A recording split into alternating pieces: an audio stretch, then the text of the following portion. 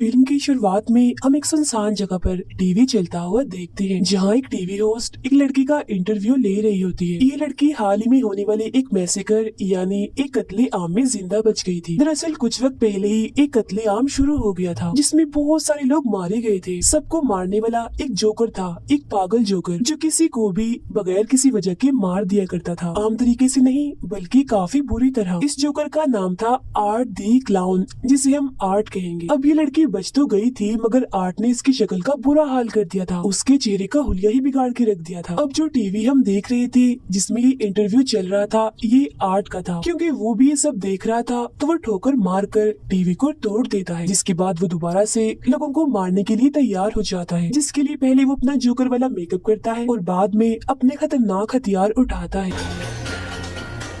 TV host interview के बाद अपने दोस्त से फोन पर बातें करने लगती है। वो बता रही थी कि जो लड़की आज आई थी वो बहुत ही बदसूरत थी। उसका ये कहना ही था, तभी उसे अपने पीछे हलचल होती हुई महसूस होती है। वो चेक करने जाती है, लेकिन वहाँ पर कोई नहीं था। फिर तभी अचानक से वो इंटरव्यू वाली लड़की आती है और उस होस्ट की आंखों में उंगलियां घुसा कर उसकी आंखें फोड़ देती है। फिर वो उसके चेहरे का ये उंगलियां बिगाड़ कर उसे जान से मार डालती है। उसने ऐसा इसीलिए किया था क्योंकि उस जोकर यानी आर्ट ने जब से उस पर हमला किया था तो वो बिल्कुल पागल हो गई थी। अब हम दो लड़कियों को देखते हैं जो एक दूसरे की काफी अच्छी दोस्त थी। इनमें एक लड़की का नाम तारा होता है। ये एक पार्टी से वापस लौट रही होती है और वो पार्टी थी हेलोवीन पार्टी। तो जाहिर है आज रात है हेलोवीन की रात। हेलोवीन दरअसल एक ऐसा त्योहार है जिसमें लोग अलग अलग तरह के कपड़े और मास्क लगा के फिरते हैं और आर्ट भी हेलोवीन पर ही निकलता है एक के बाद एक शिकार करने के लिए। जब ये दोनों बातें कर रही थी तो आर्ट भी इनके पास से गुजर रहा था, जिसकी नजर इन दोनों पर पड़ जाती है। उसे देख तारा की दोस्त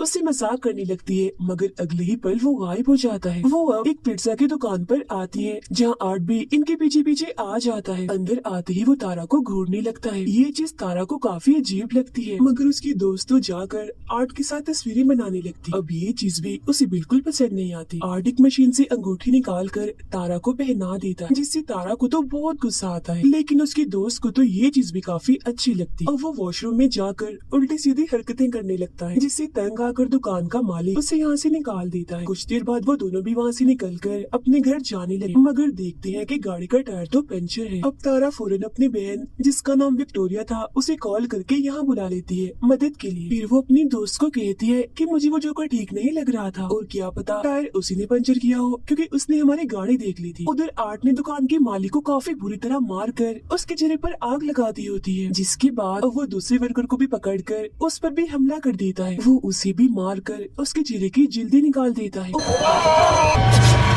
उधर तारा को वॉशरूम जाना था, मगर यहाँ आसपास कोई वॉशरूम नहीं था। तब उसकी नजर सामने एक बिल्डिंग पर पड़ती है, जहाँ से गार्ड बाहर आता है। तारा उसके पास जाकर यहाँ का वॉशरूम इस्तेमाल करने की इजाजत मांगती है, मगर वो इनकार कर देता है कि मैं यहाँ काम करता हूँ, तो मेरी नौकरी खतरे में पड़ सकती है। जिस पर तारा कहती है कि इतनी रात हो गई है, किसी को क्या पता चलेगा कि आपका वॉशरूम इस्तेमाल हुआ है। अब थोड़ा और कहने पर वो मान जाता है और उसे अंदर ले आता है। वो उसे वॉशरूम के पास छोड़कर चला जाता है। गाड़ी में बैठी तारा की दोस्त को खबरों से पता चलता है कि पिज्जा शॉप की मालिक और एक वर्कर की मौत हो गई है और उन्हें मारने वाला एक जोकर जैसा दिखने वाला आदमी है, जिसने अपने हाथ में एक बैग भी पकड़ा हुआ था। अब ये जानकर वो समझ जाती है कि ये काम उसी जोकर आर्ट का है। तभी गाड़ी में तारा आकर बैठ जाती है और जो वो सबके बारे में उसे बताने के लिए तारा की तरफ देखती है, तो पता चलता है कि तारा नहीं बल्कि आर्ट है। तारा जब गाड़ी की तरफ वापस आ रही थी तो उसे एक बच्चे की रोने की आवाज आती है।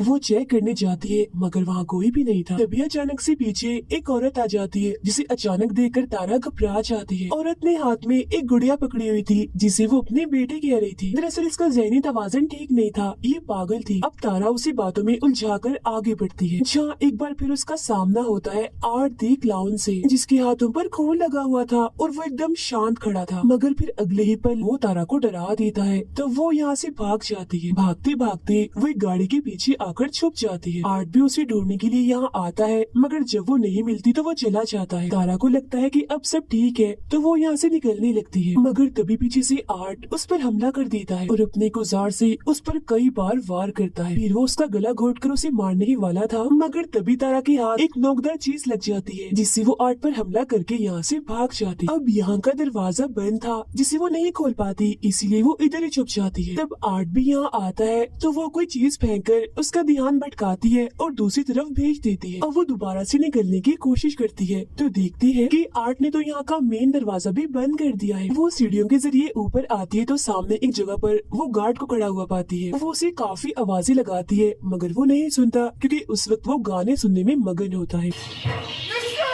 अब उसकी आवाज सुनकर आर्ट वहाँ आ जाता है और पीछे से उसे पकड़कर गले में इंजेक्शन लगाकर बेहोश कर देता है। अगले सीन में जब तारा को होश आती है तो वो खुद को एक कुर्सी पर बंधा हुआ पाती है। उसके मुंह पर भी टेप लगी हुई थी। उसके पास ही में आर्ट भी बैठा होता है और जब वो देखता है कि तारा को होश आ गई है तो वो उसे अपने हथियारों से डराने लगता है। फिर वो लाता है एक आरी और सामने का पर्दा हटाता है जहाँ उसने तारा की दोस्त को उल्टा लटकाया हुआ था, क्योंकि गाड़ी में जब वो उसके साथ आकर बैठा था तो उसने तभी उसे पकड़ लिया था। अब वो यहाँ बेरहमी की सारी हदें ही पार कर देता है। वो आरी से उसका पेट ही काट कर 2 हिस्सों में बांट देता है। अपने दोस्त का इतना बुरा हाल देखकर तारा की तबीयत भी खराब होने लगती है, मगर फिर वो हिम्मत करती है और काफी कोशिश करने के बाद खुद को छुड़वा लेती है। वो उसी के हथियार से आर्ट पर हमला करके यहाँ से भाग जाती है। आर्ट भी उसके पीछे पीछे जाकर ढूंढने लगता है मगर वो पीछे से आकर एक बार फिर उस पर हमला कर देती है। वो उसे काफी देर तक मारती रहती है।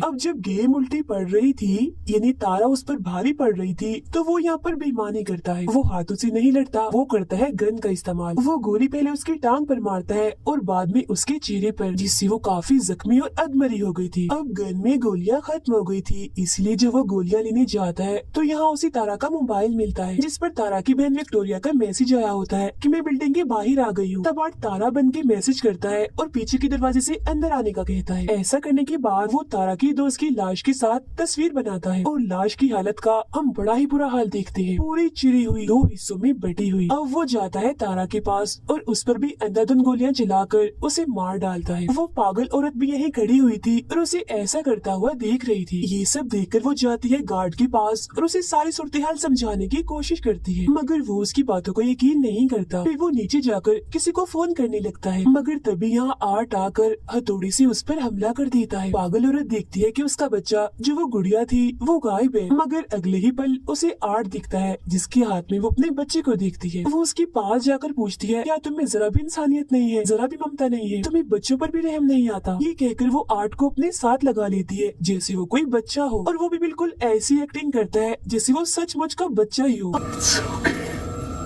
विक्टोरिया भी अंदर आ गई थी और वो तारा को फोन करती है तो बेल की आवाज जब अंदर से आती है तो वो वहाँ चेक करने जाती है। अंदर आकर तो उसके होश उड़ जाते हैं क्योंकि वहाँ वो तारा की दोस्त की कटी हुई लाश देखती है। तभी उसे एक लड़की की आवाज सुनाई देती है। विक्टोरिया समझती है कि ये तारा है, इसीलिए वो चेक करने जब नीचे जाती है तो वहाँ एक औरत को जमीन पर देखती है जो रेंग रही थी क्योंकि काफी जख्मी थी। वो तारा समझकर उसके पास जाती है, मगर तभी उसकी नजर वहाँ पड़ी उस पागल औरत पर जाती है। वो भी काफी जख्मी थी क्योंकि आर्ट ने उसके सीने और सर को काट के बुरा हाल कर दिया था। उसकी हालत बस मरने ही वाली थी। अब यहाँ सवाल ये आता है कि पागल औरत तो इधर ही है, तो ये कौन है जो विक्टोरिया के सामने पड़ी हुई है अपना सर नीचे करके? और फिर तभी हम जान पाते हैं कि ये और कोई नहीं बल्कि आर्ट है जो उसे अपने जाल में फंसाने के लिए यहाँ औरत का भेस बनाकर लेटा हुआ था। वो उस पर भी हमला कर देता है, मगर विक्टोरिया जैसी तैसी करके अपनी जान बचाकर यहाँ से निकल जाती है। वो ऊपर जाकर एक अलमारी में छुप जाती है। तभी यहाँ आर्ट भी आ जाता है जो ये जान चुका था कि वो अलमारी में छुपी है, मगर इससे पहले वो विक्टोरिया के साथ कुछ करता उसे हॉर्न की आवाज आती है जिसे चेक करने के लिए वो यहाँ से निकल जाता है। बाहर दरअसल आया था उस गार्ड का साथी जिसे अंदर आना था। वो कारपेट हटाता है तो वहाँ चाबी पड़ी हुई थी। तब दरवाजा खोलकर वो अंदर आ जाता है। वहाँ उसे खून के निशान दिखते हैं जो जाहिर है काफी अजीब था, मगर इससे पहले वो कुछ समझ पाता आर्ट पीछे से आकर एक नोकदार चीज से उसके सर पर वार कर देता है। फिर वो उसका गला काट कर धड़ से अलग कर देता है। विक्टोरिया यहाँ से निकलने की कोशिश करती है, मगर कोई भी फायदा नहीं होता। वो अपने सामने आर्ट को देखती है जो छोटे बच्चे की साइकिल चला रहा था, मगर अगले ही पल वो यहाँ से गायब हो जाता है और वो साइकिल वहीं पर गिर जाती है। वो उसे बचते हुए यहाँ से निकलने की कोशिश करती है, मगर पीछे से आर्ट आकर उस पर हमला कर देता है। वो शॉपर से उसका दम घोटकर मारने ही वाला था, मगर वो बच जाती है। फिर वो एक नोकदार चीज उठाकर आर्ट के पैर में मारती है और यहाँ से भाग जाती है। वो सीधा आती है अपनी बहन तारा के पास और और उसका इतना बुरा हाल देखकर टूट जाती है और रोने लगती है। वो अभी उधर बैठी ही थी कि तभी यहाँ आर्ट आकर उस पर हमला कर देता है। बार बार वार करके वो उसे काफी मारता है, मगर तभी पीछे से गार्ड आकर आर्ट को मारकर बेहोश कर देता है। जी हाँ, गार्ड, क्योंकि वो अभी जिंदा था। वो विक्टोरिया को लेकर एक कमरे में आता है और पुलिस को इस बारे में बताने लगता है। इस बीच वो देखता है कि विक्टोरिया की हालत काफी खराब है। वो उसे अब इमरजेंसी कमरे की तरफ ले जाने लगता है। तभी यहाँ आर्ट एक बार फिर से आकर गार्ड पर हमला कर देता है। वो पहले सिलेंडर से उसे मारता है और बाद में अपने पैर से उसका चेहरा ही कुचल देता है। अब घबराहट के आलम में विक्टोरिया एक लोहे की पाइप से ताला तोड़ने की कोशिश करती है जो आर्ट ने यहाँ पर लगाए थे। ताला टूट तो जाता है मगर इसका कोई फायदा नहीं था, क्योंकि आर्ट उसके काफी करीब आ गया था और फौरन उसे पकड़कर मारने लगता है। मगर तभी विक्टोरिया उसकी आंख में एक चीज घुसाकर यहाँ से भाग जाती है। वो भागकर एक गैराज में आती है मगर आर्ट इधर भी पहुँच जाता है, लेकिन क्योंकि यहाँ ताला लगा हुआ था इसीलिए वो अंदर नहीं आ पाता। अब इतनी ही देर में पुलिस भी यहाँ पहुँच चुकी थी, लेकिन इससे पहले विक्टोरिया पुलिस के पास जाती आर्ट गाड़ी से गैराज का दरवाजा तोड़कर अंदर घुस आता है। अब क्योंकि वो गाड़ी से टकरा गई थी इसीलिए बेहोश होकर नीचे गिर जाती है। फिर जब तक पुलिस यहाँ आती है तो तब आर्ट विक्टोरिया का चेहरा नोच नोच कर खा रहा था। अब पुलिस आर्ट को सरेंडर यानी हथियार डालने का बोलती है, मगर वो अपने मुँह में गन रखकर खुद को ही गोली मार लेता है। अब पुलिस को पता चलता है कि विक्टोरिया मरी नहीं है बल्कि अभी वो जिंदा है, बस काफी जख्मी है। इसके बाद सबकी लाशों को हॉस्पिटल ले जाया जाता है और जब डॉक्टर आर्ट की लाश को देखता है तो उसे काफी अजीब लग रहा था, क्योंकि मरने के बाद भी वो मुस्कुरा रहा था। तभी यहाँ बिजली खराब होने लगती है और आर्ट उठ जाता है, उस डॉक्टर को गले से पकड़ लेता है क्योंकि वो मरा नहीं था बल्कि जिंदा था। इसका मतलब ये था कि अब वो लोगों को मारने का सिलसिला अब इस हॉस्पिटल से करेगा।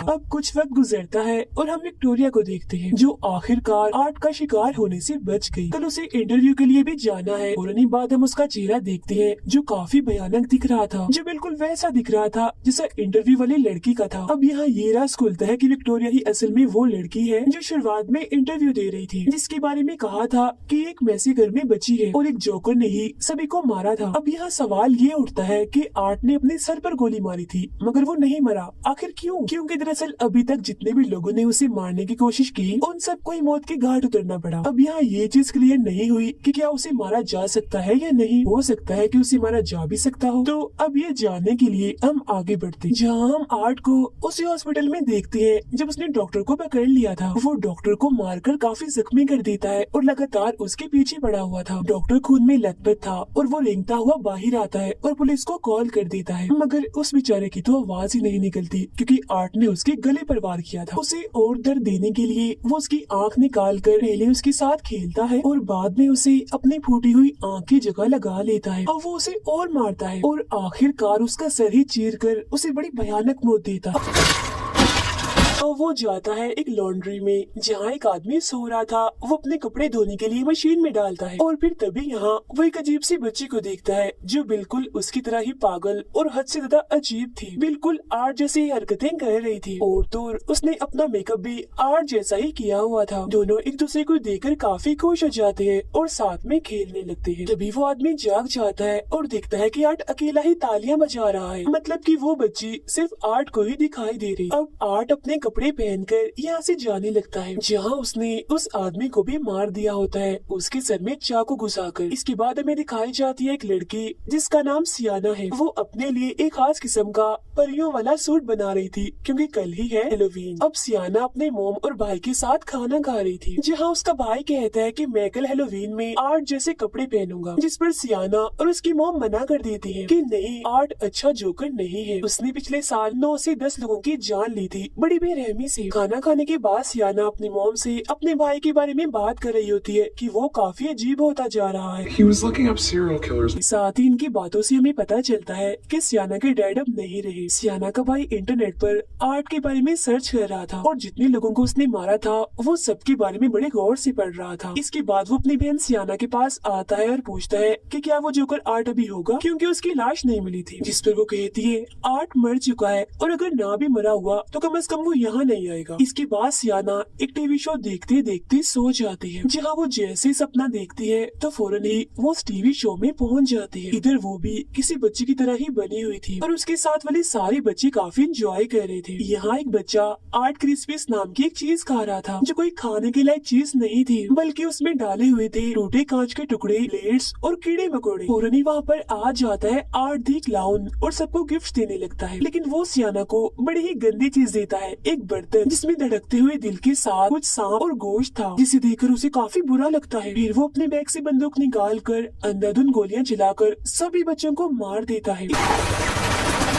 इस बीच सियाना भी जख्मी हो गई थी मगर जिंदा थी। वो आगे बढ़ती है तो आर्ट उस पर आग फेंकता है, तो वो एक बॉक्स में से तलवार निकालकर आगे कर देती है, जिससे आग उसका कुछ बिगाड़ नहीं पाती। असल में ये तलवार काफी ताकतवर थी, जो सियाना को उसके डैड ने दी थी। अब इतना भयानक सपना देखकर वो डरते हुए अचानक से जाग जाती है और देखती है कि सच में उसके सामने वाले टेबल और टीवी पर आग लग चुकी है। तब उसकी मोम जल्दी से यहाँ आकर आग बुझाती है। सब कुछ नॉर्मल होता है तो सियाना की मोम उससे पूछती है कि तुमने जलती हुई मोमबत्तियाँ टेबल पर क्यों छोड़ी, जिस पर वो कहती है मोम मैंने तो मोमबत्तियों को जलाया तक नहीं था। सियाना अपने कमरे में जाकर उस तलवार को देखती है, जी हाँ वो बिल्कुल ठीक पड़ी थी, उसे कुछ भी नहीं हुआ था। उधर आर्ट हेलोवीन की तैयारी कर रहा था, मतलब वो तेजधार हथियार बना रहा था मैसेकर करने के लिए। वो अजीब बच्ची जो उसके साथ ही टीवी चलाती है और वही शो देखने लगती है जिसमें टीवी होस्ट विक्टोरिया का इंटरव्यू ले रही थी, जिसके बाद हमने देखा था कि आर्ट ने ठोकर मारकर टीवी तोड़ दिया था। तो यहाँ भी वो ऐसे ही करता है क्योंकि ये वही सीन है। स्कूल में सियाना का भाई और उसके दोस्त एक मरे हुए चूहे को देख रहे थे, तभी यहाँ टीचर आती है और तीनों को डांट कर क्लास में जाने का कहती है। क्लास खत्म होने के बाद जब सियाना का भाई नीचे आता है तो वो अपने सामने पाता है आर्ट और उस अजीब बच्ची को, जो उस मरे हुए चूहे के साथ खेल रही थी। उन्हें देखकर वो डरने लगता है, तभी उन दोनों की नजर भी उस पर पड़ जाती है, जो देख डरते हुए वो यहाँ से भागने लगता है। मगर रास्ते में ही एक टीचर उसे देख लेती है और वो उसे रोकने की कोशिश करती है, मगर वो नहीं रुकता। तब चेक करने के लिए वो टीचर जब अंदर जाती है तो जमीन पर मरे हुए चूहे को देखती है, जो देख उसे लगता है कि ये काम जरूर सियाना के भाई का ही है। सियाना को हम अपने दोस्तों से बातें करते हुए देखते हैं, जहाँ वो आर्ट की बातें कर रही थी और ये भी कि उस भयानक दिखने वाली विक्टोरिया ने टीवी होस्ट की आंखें फोड़ दी। अब ये सारी बातें सुनकर सियाना को काफी अजीब सा महसूस होने लगता है और वो यहाँ से उठकर चली जाती है। उसकी दोस्तें भी उसके पास आकर पूछती हैं कि आखिर बात क्या है, तुम इतनी घबराई हुई क्यों हो। जो सुन सियाना उन्हें अपने सपने के बारे में बताती है, साथ ही वो काफी डरी हुई भी थी। Candles burning.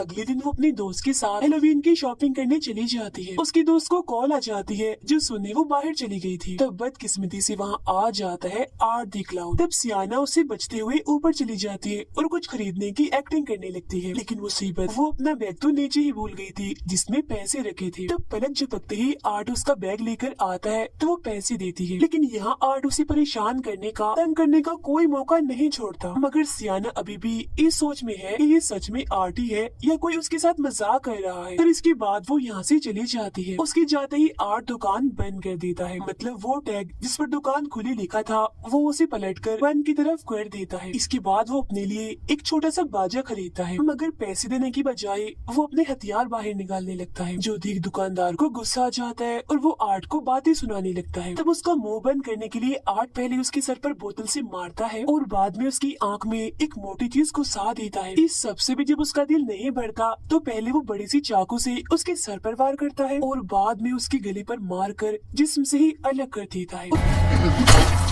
उधर सियाना जब घर आती है तो उसका भाई उसे आर्ट के बारे में बताता है कि आज मैंने उसे अपने स्कूल में देखा। वो सियाना को अपने डैड की एक किताब दिखाता है जिसमें उस बच्ची की खबर छिपी हुई थी कि 10 साल पहले ही उसकी मौत हो गई थी। उसमें आर्ट की ड्राइंग के अलावा उन सब की भी थी जो उस मैसेकर में मारे गए थे, और इन सब के अलावा एक लड़की की भी ड्राइंग थी जिसने परियों जैसे कपड़े पहने हुए थे और हाथ में आर्ट का सर पकड़ा हुआ था। उसका भाई सियाना को कहता है कि यही वो लड़की है जो आर्ट को मारेगी और मुझे यकीन है कि ये और कोई नहीं बल्कि आप ही हो। मगर सियाना उसकी बातों को यकीन नहीं करती। सियाना की दोस्त जो अपने घर से बाहर आती है तो अपने घर के सामने एक वैन खड़ी हुई देखती है जिसमें वही अजीब बच्ची बैठी हुई थी। उसे अजीब लगता है, इसीलिए वो दोबारा से अंदर आ जाती है। कुछ देर बाद आर्ट दरवाजे पर दस्तक देता है और सियाना की दोस्त के बाहर आने पर उससे कहता है कि हेलोवीन की खुशी में मुझे कुछ खाने को दो। वो कहती है कि खाने की चीजें सिर्फ बच्चों के लिए होती है, बड़ों को कुछ नहीं मिलता। ये कहकर वो दरवाजा बंद कर देती है। मगर जब दोबारा आर्ट दरवाजे पर दस्तक देता है है तो तंग आकर वो उसे खाने की चीजें दे देती है। अब तभी उसकी नजर आर्ट के बैग में जाती है जिसमें कुछ हथियार और औजार थे जिन पर खून लगा हुआ था। उधर सियाना भी हेलोवीन पार्टी के लिए तैयार होने लगती है। अब जब सियाना की दोस्त अकेली थी तो उसे नीचे से कुछ आवाजें सुनाई देती है। वो चेक करने जब नीचे आती है तो देखती है कि शीशे का दरवाजा टूटा हुआ है क्योंकि घर में आर्ट घुस आया था और वो यहाँ ऐसे घूम रहा था जैसे घर उसका ही हो। अब जब उसकी नजर सियाना की दोस्त पर पड़ती है तो वो उसके पीछे पड़ जाता है। वो बचने के लिए अपने कमरे में आती है लेकिन आर्ट आखिरकार उसे पकड़ ही लेता है। पहले वो उसके चेहरे पर कट मारता है जिससे उसकी आंख भी कट जाती है, जिसके बाद वो उसके सर की जिल्द काट कर बालों वाले हिस्से को ही अलग कर देता है। अब बेरहमी उसकी हद से बढ़ जाती है क्योंकि वो चाकू से उसकी पीठ को काफी गहरा काट देता है। वो फिर उसकी बाजू ही उसके जिस्म से अलग कर देता है। अभी भी उसका दिल नहीं भरता तो वो अपने हाथों से ही उसके चेहरे की स्किन नोच नोच कर अलग कर देता है। वो उसका बहुत बुरा हाल कर देता है, काफी खून बह रहा था उसका। कुछ वक्त के बाद जब उसकी मोम घर आती है तो वो ऊपर आकर बड़ा ही भयानक नजारा देखती है कि पूरा कमरा खून से भरा पड़ा है और वो खून है उनकी बेटी का, जहाँ अब आर्ट उसके बचे हुए जिस्म की चीर फाड़ कर रहा था। उसका बहुत ही बुरा हाल था मगर हैरत कि वो अभी भी जिंदा थी। इसके बाद वो उसकी मॉम को भी काफी बुरी तरह से मार देता है। फिर जब बच्चे हेलोवीन की चीज लेने आते हैं तो वो बच्चों को उस लड़की की मॉम के सर में कैंडिस रख कर देता है। बच्चे कुछ भी समझ नहीं पाते, उन्हें ही नकली सर लगता है और वो यहाँ से चले जाते हैं। उधर हेलोवीन पार्टी में सियाना को अपनी दोस्त की फिक्र हो रही थी क्योंकि अभी तक वो पार्टी में नहीं आई थी, जबकि उसके बाकी दोस्त पार्टी में आ गए थे और अब वो डांस करने लगते हैं और काफी मजे कर रहे थे। सियाना के भाई को हम उसके कमरे में देखते हैं क्योंकि उसकी मॉम ने उसे पार्टी में जाने नहीं दिया था। आर्ट के बारे में बताने के लिए वो अपनी मॉम को अपने डैड की वही किताब दिखाता है जिसे उसकी मॉम फाड़ देती है। वो अपनी मॉम से बदतमीजी करता है तो वो उसे थप्पड़ लगा देती है तो वो गुस्सा होकर अपने घर से निकल जाता है। फिर जब उसकी मॉम बाहर आती है तो देखती है कि उनके बेटे ने सब कुछ खराब कर दिया है, यहाँ तक कि गाड़ी भी गंदी कर दी थी और उस पर अपनी माँ के लिए गाली लिख दी थी, जो देख उसकी मॉम को काफी बुरा लगता है। सियाना के भाई को वो इवेंट दिखती है जिसमें वो उसी अजीब सी बच्ची को बैठा हुआ पाता है। ये देखकर तो उसकी हालत ही खराब हो जाती है और वो फौरन ही अपने घर की तरफ भाग जाता है। अब सियाना की मॉम गाड़ी साफ करने लगती है, इस बात से अनजान होकर कि इसमें आर्ट बैठा हुआ है, जिसका साफ मतलब था कि गाड़ी का ऐसा हाल और किसी ने नहीं बल्कि आर्ट ने किया है। फिर जैसे वो शीशा साफ करती है अंदर आर्ट को बैठा हुआ देख लेती है, मगर कुछ सोचने समझने का मौका दिए बगैर वो उनके सर पर गोली मारकर हट से ही अलग कर देता है। जब सियाना का भाई घर आता है तो देखता है कि आर्ट ने उसकी मॉम की बड़ी बुरी हालत कर दी है, उनके चेहरे का हुलिया ही बिगाड़ दिया है। जिसके बाद आर्ट सियाना के भाई को भी पकड़कर बेहोश कर देता है और अपने साथ ले जाता है। पार्टी में डांस करते करते सियाना को वही अजीब बच्ची दिखती है जो उसे ही घूर रही थी, जो देख उसकी हालत खराब हो जाती है। वो काफी डर गई थी, इस वजह से सियाना के साथ साथ उसके दोस्तों को भी पार्टी छोड़कर यहाँ से जाना पड़ता है। सब नॉर्मल होने के बाद जब सियाना गाड़ी में बैठी थी तो उसके पास उसके भाई की कॉल आती है जो कहता है कि मैं एक पार्क में हूँ, मुझे तुम्हारी मदद चाहिए, तुम जल्दी से आ जाओ इधर। ये असल में और कोई नहीं बल्कि वही अजीब बच्ची थी क्योंकि सियाना का भाई तो बेहोश था और वो आर्ट के साथ ही थी। वो तो बस आवाज बदलकर सियाना से बात कर रही थी। कुछ वक्त के बाद वो लोग उस पार्क के पास पहुंच जाते हैं जहाँ सियाना अपने भाई को ढूंढने के लिए अंदर जाती है। तभी उसे अपने भाई का मैसेज आता है कि मैं टेरिफायर में फंस चुका हूँ, यानी एक भूत बंगले में। तब उसे ढूंढने के लिए सियाना अंदर जाती है। गाड़ी में सियाना का दोस्त किसी वजह से बाहर आता है मगर तभी आर्ट उसे चाकू घुसाकर मार देता है। फिर वो उसकी दोस्त को भी पकड़कर अपने साथ ले जाने लगता है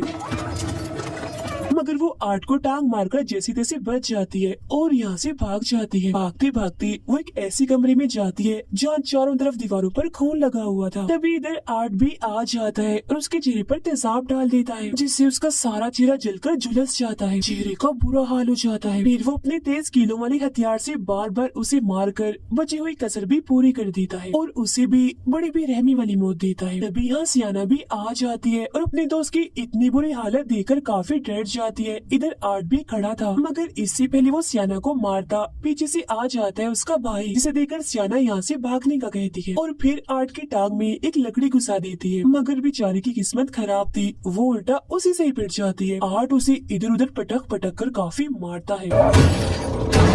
सियाना का भाई जब यहाँ से भाग रहा होता है तो तभी आर्ट उसे पकड़ लेता है और बुरी तरह उस पर वार करने लगता है। फौरन इधर सियाना आती है और कई बार आर्ट को मारकर उसे जख्मी कर देती है और अपने भाई को लेकर यहाँ से भाग जाती है। लेकिन आर्ट उनका पीछा करते करते यहाँ भी आ जाता है। वो एक बार फिर सियाना के भाई को कैंची वाली तलवार से पीटने लगता है। सियाना उसे बचाने की कोशिश तो करती है मगर खुद भी काफी पिट जाती है। उसके जिस्म के अलग अलग हिस्सों पर कट्स लग जाते हैं जिससे जाहिर है उसे काफी तकलीफ होती है, मगर किसी तरह दर्द बर्दाश्त करके वो आर्ट से उसका हथियार छीन लेती है। जहाँ अब बाजी पलट जाती है क्योंकि अब वो आर्ट को बुरी तरह मार रही थी। फिर वो उसके सर में एक पाइप घुसाकर बुरा हाल कर देती है, लेकिन अगले ही पल वो उठता है और सियाना को पकड़ लेता है। वो उसे मारने ही वाला था मगर सियाना का भाई उसकी गन निकालकर आर्ट को ही गोली मार देता है। तभी यहाँ वो बच्ची सियाना की मोम के रूप में आती है और उसकी आंखें बंद करके ये दिखाती है कि तुम्हारी मोम भी मारी गई है। जो देख सियाना की बची हुई हिम्मत भी खत्म होने लगती है। फिर वो देखती है कि उसका भाई यहाँ नहीं है। फिर वो अपने भाई को ढूंढती है तो पता चलता है कि आर्ट उसे एक अलग ही जगह पर ले आया। अब जैसे ही सियाना आर्ट के पास आती है तो वो उसे धक्का देकर नीचे बेसमेंट जैसी जगह पर गिरा देता है, लेकिन वो मरती नहीं, बच जाती है। तभी उसे नीचे एक जगह से कोई आवाज़ें लगाने लगता है। इतनी ही देर में आर्ट उसके बहुत ही पास आके खड़ा हो जाता है और उसी जादुई तलवार से जो उसके डैड ने उसे दी थी सियाना को मारकर नीचे गिरा देता है। अब की बार सियाना एक शो में आगे गिरी थी मगर वो एक शीशे के बॉक्स में बंद थी जिसमें पानी भरा हुआ था। वो यहाँ से निकलने की काफी कोशिश करती है मगर नहीं निकल पाती और मर जाती है। उधर आर्ट सियाना के भाई को खाने लगता है मगर जैसे उसका भाई चिल्लाता है तो उस तलवार में एक जादुई रोशनी जलती है जिससे सियाना भी वापिस से जिंदा हो जाती है। जिसके बाद वो गुस्से में भरी उस बॉक्स से बाहर आकर अपने डैड की तलवार से आर्ट पर हमला कर देती है और उसका सर ही धड़ से अलग कर देती है। और अब आखिरकार जाकर उस पागल जोकर आर्ट की मौत हो जाती है जिससे वो दोनों भी खुश हो जाते हैं और सुकून की सांस लेते हैं। मगर तभी इधर वो अजीब सी बच्ची आती है और आर्ट का सर उठाकर ले जाती है। इसके बाद हम एक हॉस्पिटल का सीन देखते हैं जहाँ विक्टोरिया, जिसका चेहरा काफी भयानक था, वो एक जगह पर बैठी होती है। कुछ ही वक्त के बाद वो आर्ट की सर को पैदा करती है बच्चे की तरह और उसे चाटने लगती है। आवाजें सुनकर नर्स जब वहाँ आती है तो वो डर जाती है ये देखकर कि उसकी गोद में आर्ट का सर है। साथ ही विक्टोरिया इधर काफी डरावना हंसने लगती है जैसे अब आर्ट की आत्मा उसमें आ गई हो। इसी के साथ ही इस फिल्म के दोनों पार्ट्स यहीं पर ही खत्म हो जाते हैं।